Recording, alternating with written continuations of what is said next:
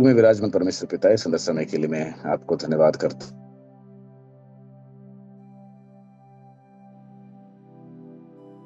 आपके चरणों में आने की कृपा की इसलिए धन्यवाद। हमारे जीवन को आप आशीष करा, हमें मजबूत करा ताकि हम जी सके और आपके नाम की महिमा इस पृथ्वी पर कर सके। सारी प्रार्थना यीशु मसीह के मधुर नाम में। मेरा नाम सभी को सुनाई दे रहा है?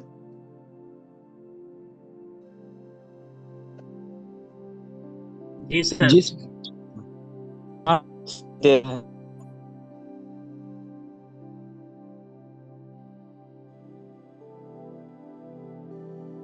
आज थोड़ा सा मिस्टेक हो गया है, तो इसलिए हम सब लोग मिलकर एक परमेश्वर के दास के बारे में ध्यान करने वाले हैं।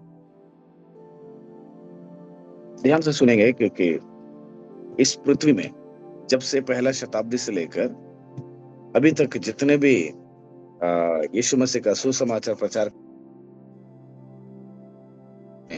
उठ खड़े हो गए हैं, उसके बाद काफी लोगों ने, एक नहीं दो नहीं, हजारों के हिसाब से, लाखों के हिसाब से लोग इस सुसमाचार के लिए अपने जान को गवा दिया है।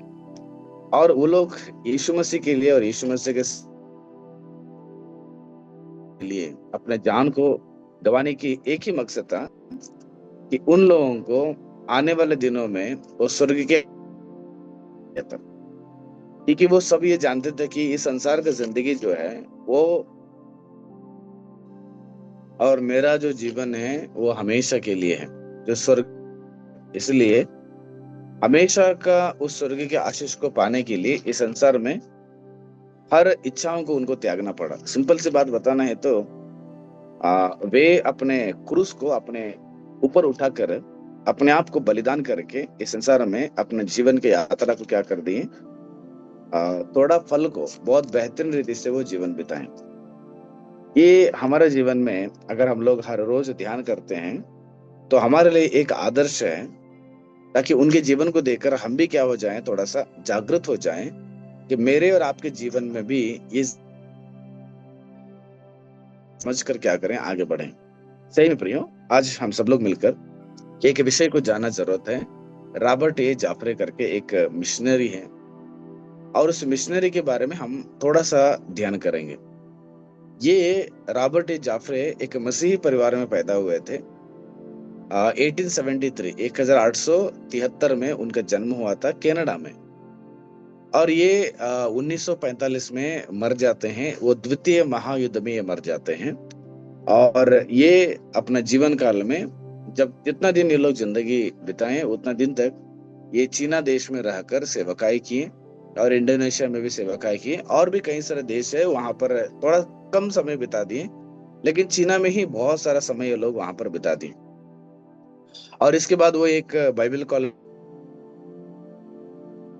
वहां पर रहे, और चीना देश में चीना भाषा को सीख कर चीना भाषा में बहुत सारे मैगजीन मतलब छोटा छोटा एक वचन से एक छोटा सा पत्री को लिखना है ना, वो पत्री को लिखकर लोगों को सुसमाचार प्रचार करना, और उसके बाद बाइबल को ट्रांसलेशन करने के लिए ये लोग इन्होंने कदम को आगे बढ़ाते हैं। प्रियो, चीज को हम समझेंगे, और दोनों चीज उनका वो स्टेटमेंट के द्वारा से नहीं है, क्योंकि वो अपने जीवन काल में जब भी वो जीवन बिताए हैं दो स्टेटमेंट देते हैं। पहला स्टेटमेंट यह था कि हम सब लोगों को सेवा कैसे करना चाहिए। में यहाँ पर बैठे हुए या जितने भी ज्वाइन हो चुके हैं, हम सब लोगों को एक जिम्मेदारी परमेश्वर ने दिया है। वो जिम्मेदारी कौन है? इसमें कितने पर बपतिस्मा ले चुके हैं, उन सबको एक बड़ी जिम्मेदारी दिया गया है। जब तक यीशु मसीह नहीं आएंगे ना, तब तक हम लोगों को यीशु मसीह के बारे में प्रचार करते हैं। और जितने लोग विश्वास भी किए हैं उनको भी यीशु मसीह, लोग यीशु मसीह के चेले हैं। यीशु के चेले, यीशु मसीह का अनुयायी, यीशु मसीह के विश्वासी अगर हम लोग हैं, हम सभी लोगों को वो जिम्मेदारी हमारे कंधे पर परमेश्वर रखा है कि हम सब लोग सुसमाचार करना है। यहाँ पर एक भी व्यक्ति ऐसा नहीं है जिसको परमेश्वर ने बोला हो कि मैं आपको सुसमाचार के लिए नहीं बुलाया हूं। सबको सुसमाचार प्रचार करना है, चाहे आप आपके घर पे रहते हो, या आप कोई कंपनी में काम करते हो, चाहे आप एक पास्टर भी हो सकते हैं, चाहे आप एक विश्वासी भी हो सकते हैं, चाहे आप चर्च के एल्डर्स भी हो सकते हैं। तो हम सबको यीशु मसीह ने ये जिम्मेदारी दिया है। चाहे आप एक माँ बाप भी हो सकते हैं, या आप कोई घर पे बच्चे लोग भी हो सकते हैं, हम सभी को यीशु मसीह ने सुसमाचार प्रचार करने का जिम्मेदारी दिया है। किसी को ये बोलने का अधिकार नहीं है कि मैं पास्टर नहीं हूँ, मुझे सुसमाचार के लिए नहीं। परमेश्वर के गुणों को प्रचार करने के लिए हर एक व्यक्ति को बुलाया करके पहला पत्रस का पहला दूसरा अध्याय में हम देखते हैं। हर एक व्यक्ति को ये जिम्मेदारी है, परमेश्वर के गुणों को हम प्रचार करना है। एक माँ बाप अपने बच्चों के सामने प्रचार करना पड़ता है। एक बाप एक पति पत्नी को प्रचार करना पड़ता है। एक पत्नी अपने पति को प्रचार करना पड़ता है। सुसमाचार हर एक व्यक्ति को ये सुसमाचार प्रचार करना है जब तक यीशु मसीह नहीं आएगा। देखिए आज परिस्थिति कैसे बिगड़ रहा है। हम बहुत सारे सोशल मीडिया में देखते हैं, पति पत्नी को मार देना, पत्नी पति को मार देना, है ना, माँ बाप बच्चे माँ बाप को मार देना। और बच्चे कई सारे सोशल मीडिया में एंटरटेनमेंट फंस गए हैं, और कई सारे ऑनलाइन बेटिंग्स में, ऑनलाइन गेम्स में फंस गए हैं। तो ये दुनिया जो है, हम खास करके हमारे अगल बगल में रहने वाले, हो सकता है कि आप में से कुछ परिवार के लोगों का जीवन भी ऐसे होगा। सुबह उठकर हम पूरे संसार में लगे हुए रहते हैं, थोड़ा सा भी परमेश्वर का डर नहीं, परमेश्वर का भय नहीं कि मेरे साथ क्या होगा, क्या होने वाला, थोड़ा सा में नहीं सोच रहे हैं। संपूर्ण रीति से हम दुनिया में लगे हुए हैं। हम परसों एक न्यूज में देख रहा था कि 20 तारीख को, कल वो मोबाइल, कल की परसों में भी मोबाइल रिलीज होने वाला था, वो एप्पल 17।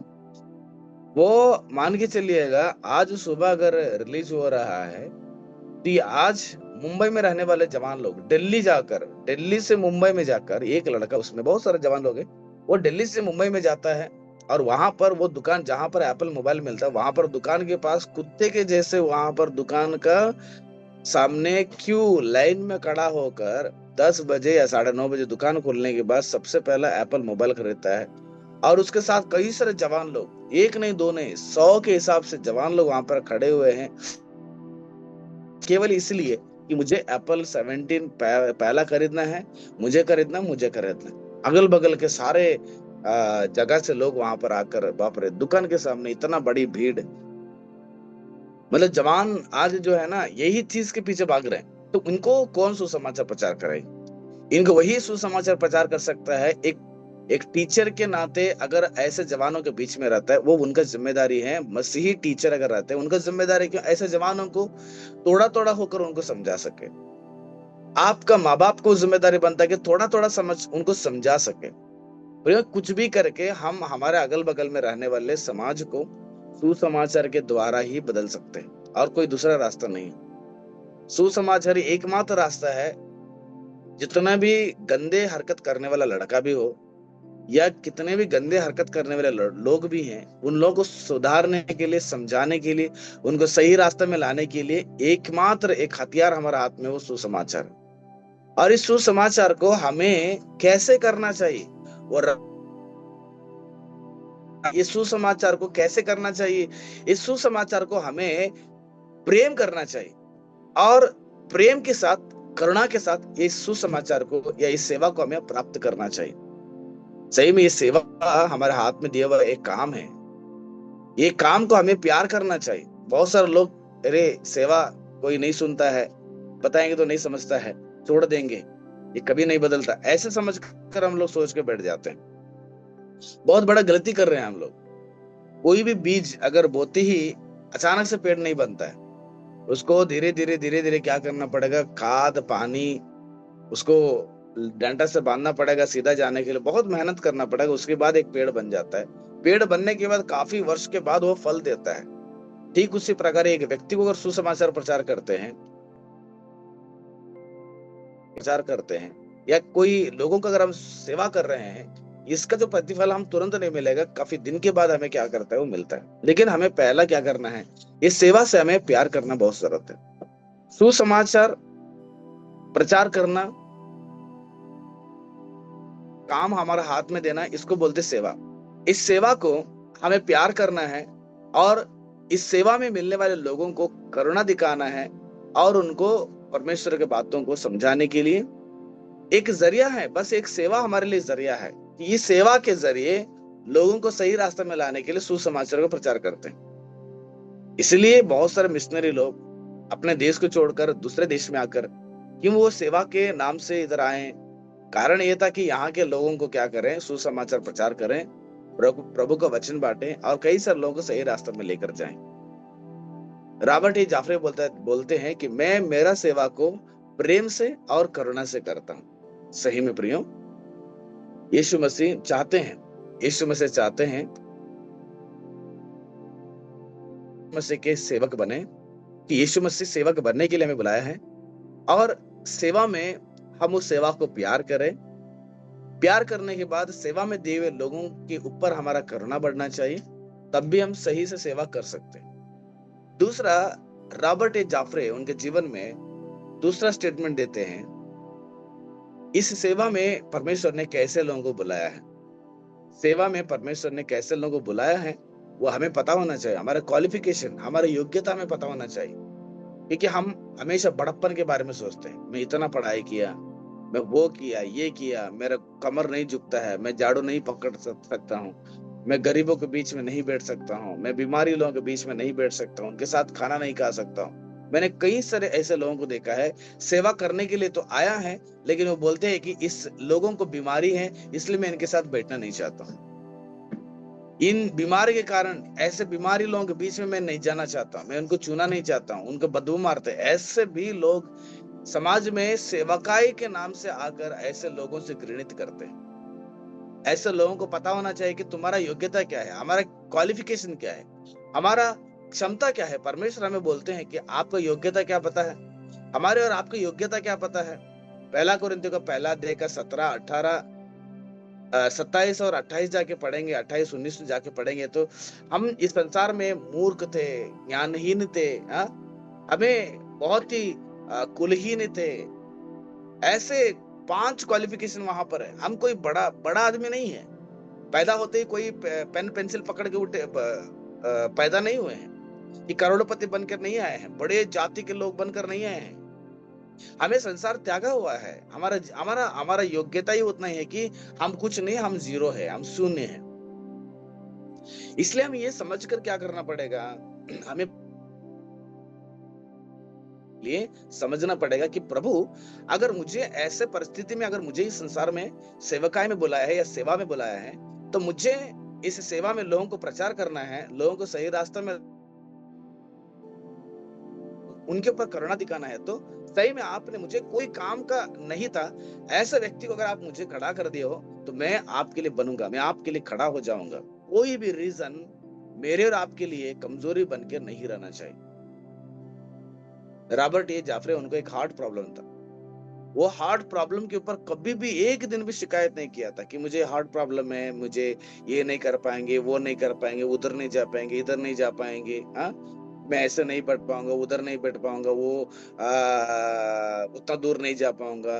कनाडा से लगभग चीना 8,800 किलोमीटर दूर है। उतना दूरी में वो जहाज के यात्रा करके यहाँ पर आकर भाषा सीख के, यहाँ की भाषा में बाइबल को ट्रांसलेशन करके, एक पन्ना 2 पन्ना नहीं है, कितने वचन है, कितने चैप्टर, कितने किताबें। देखो बाइबल इतना मोटा है, कितने मैगजीन्स को लिखते हैं। अपना जीवन, हर जीवन का काल को परमेश्वर के सेवकाई के लिए क्या कर दिया, वो समर्पण कर दिया। चीना में रहने वाला हर एक व्यक्ति से उन्होंने करुणा दिखाया कि उनको मैं प्रभु के बारे में बताना है, प्रभु में मैं उनको लाकर खड़ा करना है। इसीलिए उन्होंने एक अच्छी सेवा कर पाया, हजारों लोगों को प्रभु के पास वो लाए। सही में प्रियो, परमेश्वर ने जब मूसा को बुलाए, मूसा कोई बड़ा आदमी नहीं था। खुद मूसा बोलते हैं कि मैं एक तोतला, मैं बात नहीं कर पाता हूँ बोल के, लेकिन फिर भी परमेश्वर ने उसे लाखों इस्राएल लोगों के ऊपर एक अधिकारी बना के रख दी।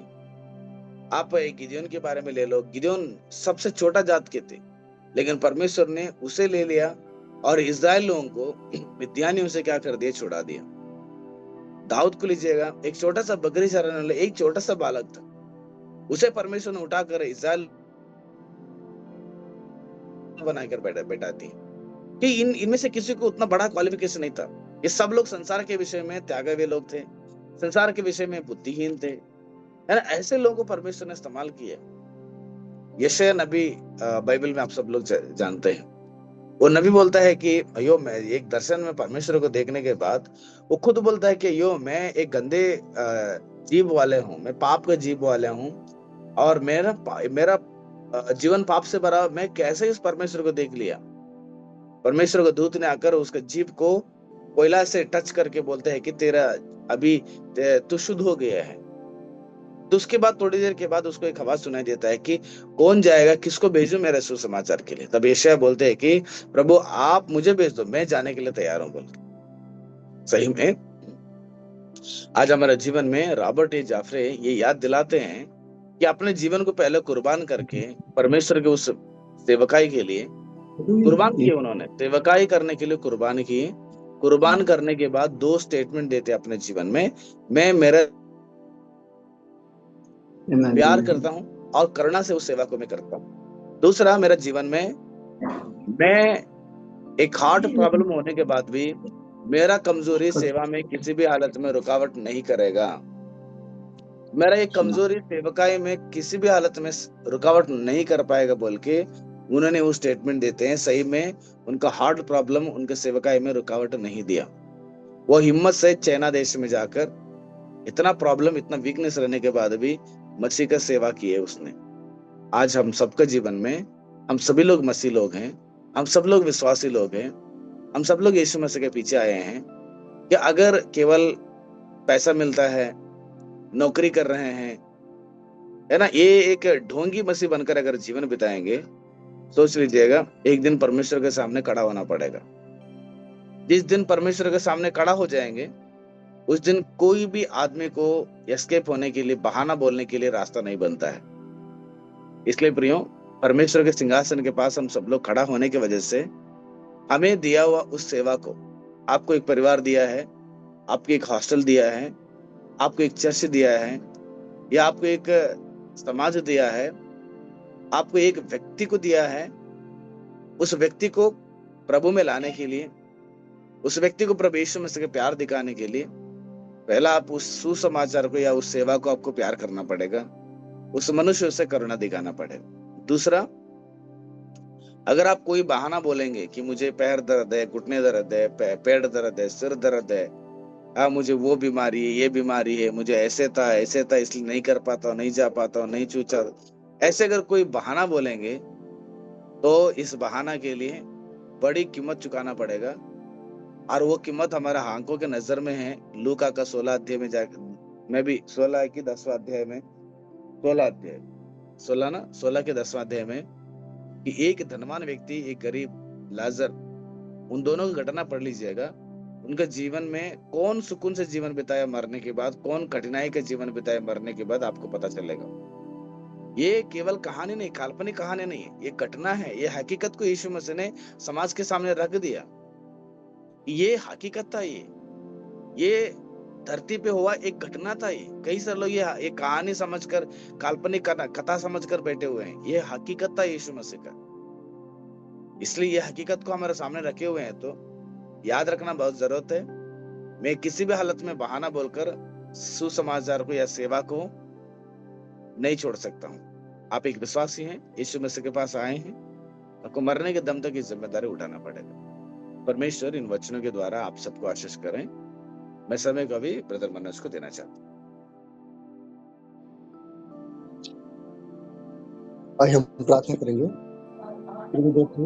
धन्यवाद है सुंदर समय के लिए, सुंदर दिन के लिए प्रभु। हम सभी को सुंदर समय दिया तेरे वचन को ध्यान करने के लिए, सुनने के लिए प्रभु। इसलिए आपको धन्यवाद। इस प्रार्थना करते हैं जो मित्र जीते भाई बहन जुड़े हुए सबको आशीष कर प्रभु।